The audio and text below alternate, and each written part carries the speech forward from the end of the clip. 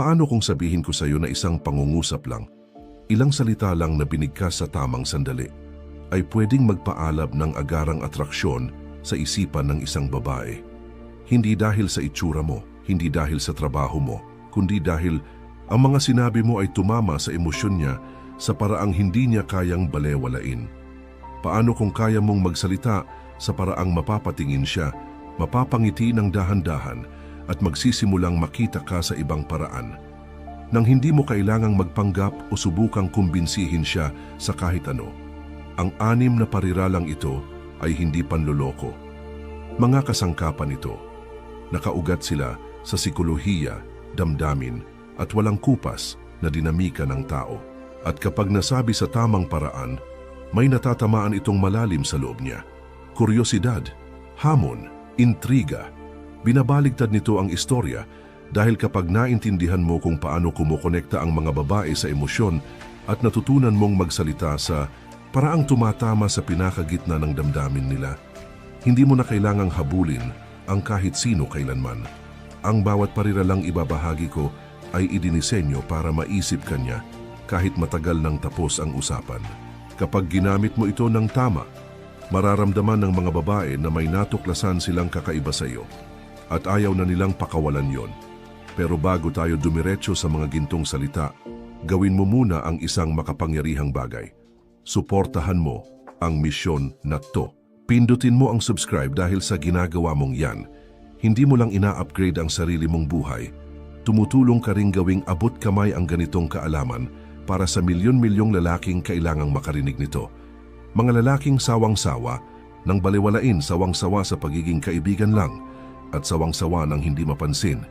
Kapag sumusuporta ka, lumalago tayo. At kapag lumago tayo, nakakapagbago tayo ng buhay. Iyong buhay, buhay ko at buhay niya.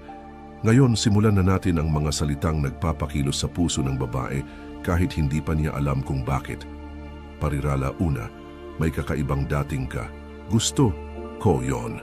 Karamihan sa mga lalaki, iniisip na kailangan nilang purihin ang ganda ng isang babae para makuha ang atensyon niya. Bitiw sila ng papuri gaya ng "ang ganda mo" o "ang sexy mo ngayong gabi" at umaasang may epekto yon. Pero araw-araw naririnig ng babae ang mga salitang yan. Hindi naman ibig sabihin ay ayaw nila ng papuri. Ang problema, karamihan sa mga ito ay walang lalim, puro ibabaw at halatang scripted. Hindi sila nagiging espesyal dahil hindi sila tumatama sa totoong damdamin. Walang spark. Pero kapag sinabi mo ang isang linyang ito, may kakaibang dating, gusto ko yon, biglang bumabagal ang mundo.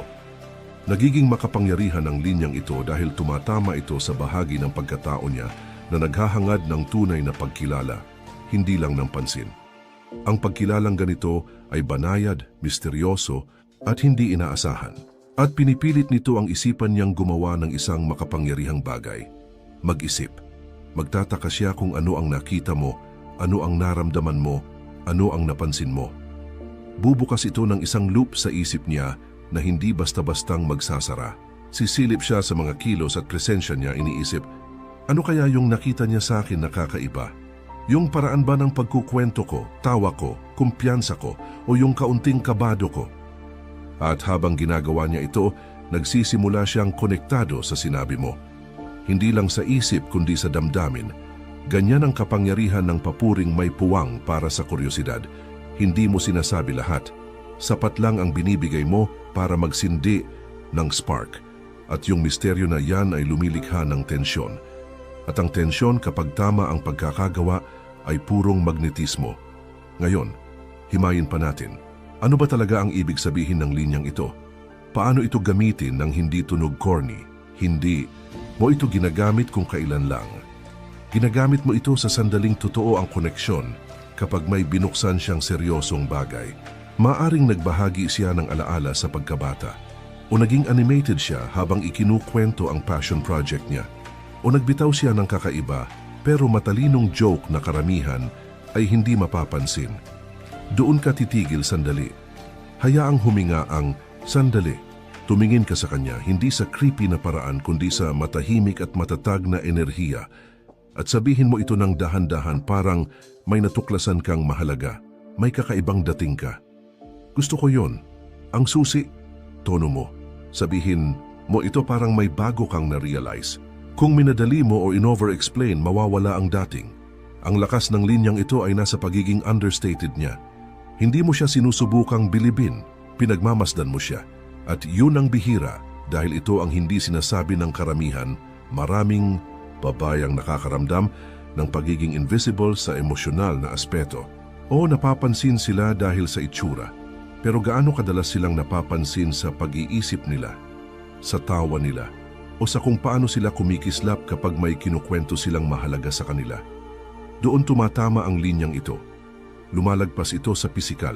Parang sinasabi mo, may nakikita ako sa iyo na hindi napapansin ng iba. Pinagmamasdan kita. Namumukod tangi ka. At ang pinakamagandang bahagi, hindi lang niya mararamdamang pinapahalagahan siya, gugustuhin niyang ibahagi pa ang mas malalim na bahagi ng sarili niya. Magbubukas siya, magkukwento pa siya, magtatanggal siya ng maskara. Dahil sa wakas, pakiramdam niya ay nasa harap siya ng taong nakakakita sa totoo niyang pagkatao. Hindi lang sa panlabas. Habang lumilipas ang panahon, iuugnay ka niya sa pakiramdam ng pagiging malalim na nakita. At yang emosyonal na koneksyon ay mas malakas pa sa kahit anong pick-up line, papuri o pagpapasikat. Kaya gamitin mo ang linyang ito, pero gamitin mo ng tama. Gamitin mo kapag totoo ang sandali. At sabihin mo ito sa kalmadong paraan ng isang lalaking hindi lang tumitingin kundi nakakakita. Hindi niya makakalimutan ang sandaling yon. At hindi ka na rin niya makakalimutan. Woohoo! At kahit hindi man nila lubos na namamalayan, nagiging predictable o paulit-ulit ang ganong enerhiya para sa mga babae. At kalaunan, nakakaboring na rin. Pero kapag tumingin ka sa mata ng isang babae, kalmado, panatag, at may tiwala sa sarili, at sinabi mong, gusto ko ang mga babaeng alam kung ano ang gusto nila, biglang nagbabago ang lahat. Hindi mo na hinahanap ang pag-aproba niya. Hindi mo sinusubukang paibigin siya. Nagsasaad ka ng panlasa ng pamantayan at sa simpleng paglipat ng frame, nagiging mula sa sapat ba ako para sa kanya, tungo sa siya ba ang hinahanap ko? Maliit na pagbabago pero may malalim na epekto dahil ngayon siya na ang nagsisimulang magtanong sa sarili, mukha ba akong kumpiyansa sa paningin niya? Halata bang alam ko ang gusto ko? Pumapasa ba ako sa pamantayan niya? Ang ganitong internal questioning ang mismong nagtatayo ng mas malalim na attraction. Hindi ka lang nagmumukhang mapili, kundi pinapalakas mo rin ang mensaheng bihirang marinig ng mga babae. Hindi ako basta para sa kahit sino. Ngayon ito ang sikolohiya kung bakit tumatama ito ng malakas. Ang mga babae sa malalim na antas ay humahanga sa mga lalaking may linaw. Linaw sa isip, linaw sa layunin, at linaw sa pinapahalagahan. Kaya kapag sinabi mong, gusto ko ang mga babaeng alam ang gusto nila, ipinapakita mo na ang hinahangaan mo ay kalinawan sa iba. At dahil dito, mas naipapakita mo rin ang linaw mo sa sarili mo. At yon ang nagpapalalim sa iyo. Nagiging matatag, maaasahan, bihira, at lubos na kaakit-akit. Pero tandaan, mahalaga ang timing ng paggamit sa pariralang ito. Pinakamabisa ito kapag nagpapakita siya ng kahit anong desisyon o leadership.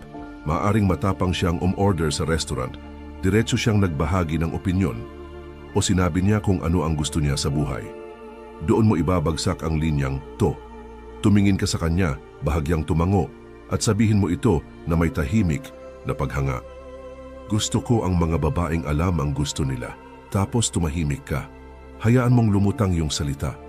Huwag mong dagdagan ng kahit anong malambot o paumanhin. Hindi mo ito sinabi para sa approval niya.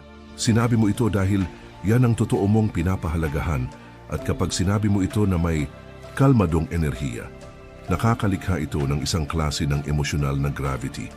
Hinahatak siya palapit sa iyo. Napaka-epektibo rin nito kapag tinanong ka niya, anong klaseng babae ang gusto mo? Karamihan sa mga lalaki, natataranta, sasabihin, wala naman akong type, o yung mabait, malabo, madaling makalimutan. Walang dating.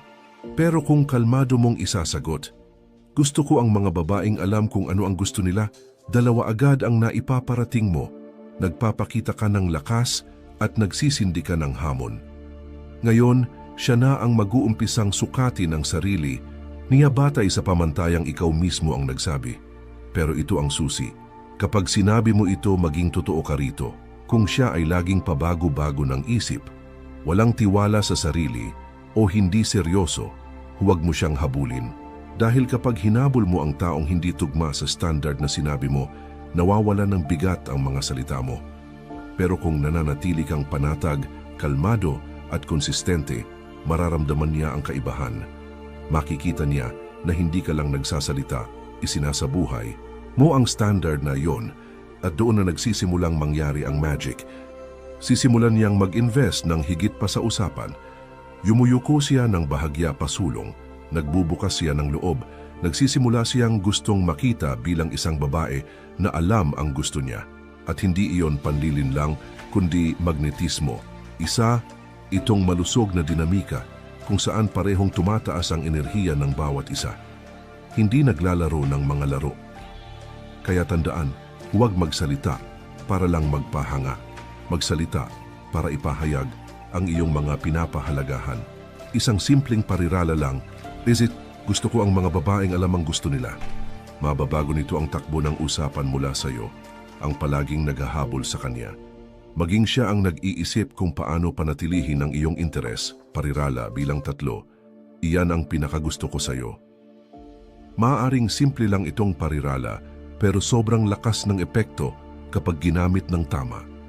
Isa itong parirala na nagbabago sa iyo mula sa isang pangkaraniwang papuri patungo sa isang lalaki na tunay na nakikita siya.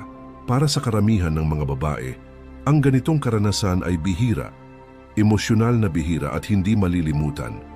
Alam mo, karamihan ng mga papuri na natatanggap ng mga babae ay nakatuon sa halata, ang hitsura nila, ang estilo o kaya ang ngiti. At oo, masarap pakinggan ang mga papuring iyon sa sandaling iyon, pero hindi ito tumatagal. Hindi ito lumilikha ng emosyonal na lalim. Hindi ito nagiiwan ng bakas. Bakit? Kasi bawat lalaki napapansin ang nasa ibabaw lang. Hindi kailangan ng galing, insight o emotional na koneksyon para sabihing maganda ka. Pero kailangan ng presensya at kamalayan para sabihing yung passion na meron ka kapag pinag-uusapan mo ang mga layunin mo. Iyan ang pinakagusto ko sa iyo. Iyan ang pagkakaiba ng pagiging nakakalimutan at pagiging hindi malilimutan. Epektibo ang pariralang ito dahil hindi lang ito papuri, kundi isang salamin. Ipinapakita mo ang isang tunay na bagay tungkol sa kanya na hindi napapansin ng iba. Kapag sinabi mo ito, hindi ka nagpapa-impress. Kinilala mo ang isang tiyak na bagay na nagpaparamdam sa kanya na nauunawaan mo siya. Kapag naramdaman ng isang babae na nauunawaan siya ng isang lalaki, nagsisimula siyang magbukas ng ganunang loob sa kanya na hindi niya nagagawa sa iba. Tara, sumisid tayo ng mas malalim. Isipin mo na pinag-uusapan niya ang tungkol sa kanyang karera. Hindi lang ang titulo kundi ang dahilan sa likod nito. Siguro nagiging masigla siya kapag pinag-uusapan niya ang pagtulong sa iba. O baka naman may tahimik na tindi sa kanyang tinig kapag inilalarawan niya ang kanyang ambisyon. Siguro naging mahina siya sandali at nakita mo ang lakas sa likod nito. Iyan ang iyong sandali. Tumingin ka sa kanya hindi ng sobra ang hype, kundi may kalmadong pagpapahalaga at sasabihin mo, iyan ang pinakagusto ko sa iyo. Yung paraan ng pag-aalaga mo ng buong puso, totoo yon, bihira yon. Ngayon huminto ka muna, huwag agad sumunod. Hayaan mo munang maramdaman niya ang sinabi mo. Ang katahimikan pagkatapos ng mga salita mo ay makapangyarihan. Binibigyan nito siya ng espasyo para damhin ang iyong sinabi. Ito ang ginawa mo sa sandaling iyon. Kinilala mo ang isang makahulugang bagay. Pinaramdam mo sa kanya na siya ay emosyonal na nakikita. Nilikha mo ang isang alaala na kayo lang ang magkasama. Ang isang pangungusap na yon ay nagiging fingerprint sa kanyang isipan. Hindi niya ito malilimutan. Hindi dahil ito ay makata, kundi dahil ito ay tumama sa isang bahagi niya na bihira maabot ng karamihan ng mga lalaki. Lumalakas ang kapangyarihan ng pariralang ito kapag hindi mo ito ginagamit ng sobra-sobra. Hindi mo ito sinasabi sa bawat babae. Hindi mo ito sinasabi ng maaga. Sinasabi mo ito kapag totoo ang sandali, kapag ipinapakita niya sa iyo kung sino talaga siya. At sinasabi mo ito ng may tono na matatag at grounded. dahil hindi lang salita ang mahalaga, kundi ang presensya mo sa likod ng mga ito. Sabihin natin na tinutulungan niya ang isang tao ng tahimik, hindi para magpansin, kundi dahil iyan ang kanyang pagkatao. O baka ipinapakita niya sa iyo kung gaano siya kadeterminado nang hindi nagmamayabang. Baka nagbabahagi siya ng isang emosyonal na bagay at nakita mo ang tapang sa likod ng kanyang mga salita. Doon ka magbagal, ibaba ng bahagya ang boses mo at sasabihin mo, iyan talaga. Iyan ang pinakagusto ko sa iyo. Ang susunod na mangyayari ay hindi lang emosyonal, ito ay magnetic. Mararamdaman niya ang paghila papalapit sa iyo, hindi dahil binigyan mo siya ng atensyon, kundi dahil binigyan mo siya ng pagkilala na tumutugon sa isang bagay na halos lahat ng babae ay labis na hinahangad, ang maging pinahahalagahan para sa kanyang pagkatao, hindi lang sa kanyang anyo. Kung gusto mong malaman kung ano ang nagpapalabas ng isang lalaki sa iba, kung ano ang nagpapaisip sa isang babae sa kanya araw pagkatapos ng araw, iyan iyon. Pinaramdaman niya na siya ay emosyonal na mahalaga. Karamihan sa mga lalaki ay hindi umaabot doon, pero ikaw ay aabot. Ang pinakamagandang bahagi ay kapag sinabi mo, iyan ang pinakagusto ko sa iyo. Hindi ka lang nagbubukas ng papuri. Binabago mo kung paano niya nakikita ang sarili niya sa sandaling iyon. Iyan ang atraksyon sa pinakamalalim na antas. Iyan ang klase ng sandali na tumatagos at tumaalingaw-ngaw. Parirala 4, hindi ko alam kung kaya mo akong hawakan. Matapang ang pariralang ito, hindi dahil sigaw ito, kundi dahil nagmumungkahi ito ng isang bagay na nasa ilalim ng ibabaw.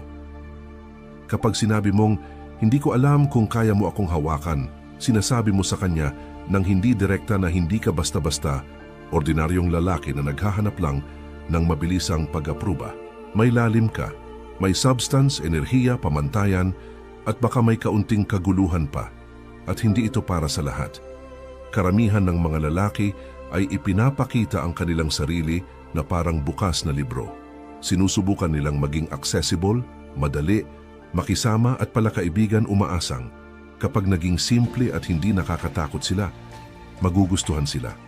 Pero ano ang nangyayari kapag naramdaman ng babae na parang alam na niya lahat tungkol sa lalaki? Nawala ang kanyang pagkamausisa, at kapag nawala ang pagkamausisa, mabilis din namamatay ang atraksyon. Binabali ng pariralang ito ang ganong pattern. Nagbibigay ito ng kaunting tensyon pero sa masaya at mapaglarong paraan. Ipinapahiwatig nito na ikaw ay isang hamon at sobrang kaakit-akit iyon kapag ipinapakita ng may kumpiyansa at kontrol. Bakit? Dahil ang mga hamon ay nagigising ng isang bagay sa tao. Nagsisimula ito ng pagsisikap, pagkagiliw at emosyonal na pag-invest. At iyan ang gusto mo. Isipin natin ang eksena, nilalaro ka niya. Siguro sinasabi niyang mahirap siyang mapahanga o baka may confidence siyang sinabi tungkol sa kung gaano siya kakayanan o kung gaano siya katapang. Diyan ka yumuko ng bahagya, ngumiti ng may alam at sabihin, hindi ko alam kung kaya mo akong hawakan, tapos tahimik lang, hayaan mong lumutang muna ang linyang iyon saglit. Ang ginawa mo lang ay binago mo ang buong dinamika. Akala niya siya ang matapang. Akala niya siya ang naghahamon sa iyo, pero sa isang pangungusap, napalitan mo iyon. Ngayon iniisip niya kung ano ba ang meron sa iyo na baka hindi niya kayanin. Ambisyon mo ba iyon? Lalim mo? Pamumuhay mo? Emosyonal na intelihensya? Kumpiyansa?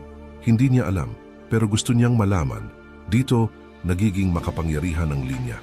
Hindi dahil sa sinabi nito, kundi dahil sa ipinapahiwatig nito. Nagbibigay ito ng hudyat sa hindi pa nalalaman. Pinapaisip niya, pinapaghinala-hinalaan, at baka subukan ka pa kahit konti para makita kung bluff ka lang. Maganda yon. Ibig sabihin, interesado siya, mausisa, at emosyonal na aktibo. Pero ang pinakamahalagang bahagi, kailangan mong patunayan ito. Hindi mo pwedeng sabihin na, hindi ko alam kung kaya mo akong hawakan tapos kumilos ka na parang ibang lalaki, nagpapaliwanag ng sobra, naghahabol, naghahanap ng pag-apruba. Dapat tugma ang kilos mo sa sinasabi mo. Ibig sabihin kalmado ka, matatag, at hindi naapektuhan ng reaksyon niya. Alam mo ang halaga mo at hindi mo kailangan na patunayan niya iyon para maramdaman mong mahalaga ka. Ang tunay na ipinapahayag mo ay ito, hindi ako para sa lahat. At ayos lang yon. Hindi ako nandito para maging madali. Nandito ako para maging totoo. Kung gusto mo lang ng panlabas, may mas madaling pagpipilian. Pero kung gusto mo ng lalim, hamon at tindi, dapat handa ka. Iyan. Ang nilalaman ng pariralang ito, hindi ito kayabangan, pili-pili ito. Kumpiyansa sa iyong pagiging komplikado. At ito ay magnetic.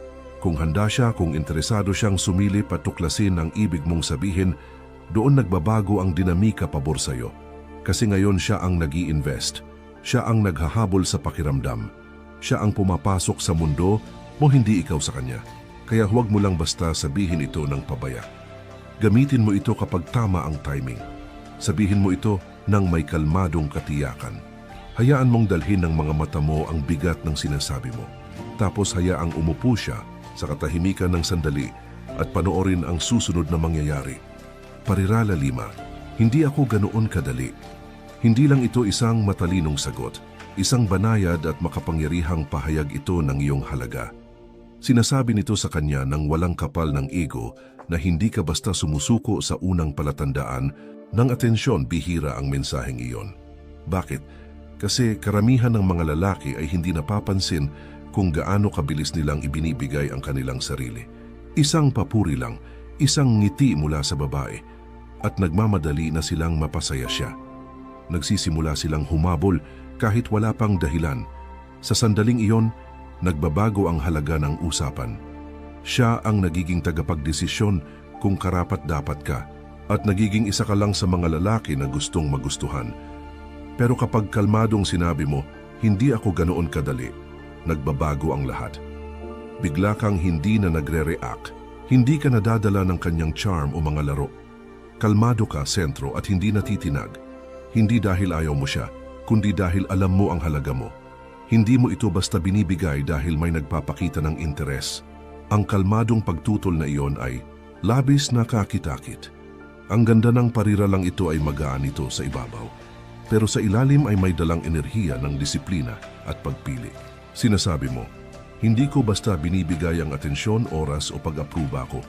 Kailangang paghirapan at nakakabighani ang ideyang iyon sa tamang klase ng babae. Tungkol naman sa pagbigkas, gamitin mo ang pariralang ito kapag nilalaro ka niya, sinusubok ka o kapag gumawa siya ng pa-flirt na kilos, umaasang matunaw ka. Sa halip na mag-react ng desperado o tumawa ng nerbyoso, manatili kang matatag, tumingin sa kanyang mga mata. Hayaan mong may munting ngiti na magpakita sa mukha mo at nang may kalmadong kumpiyansa sabihin, hindi ako ganun kadali, tapos huminto ka.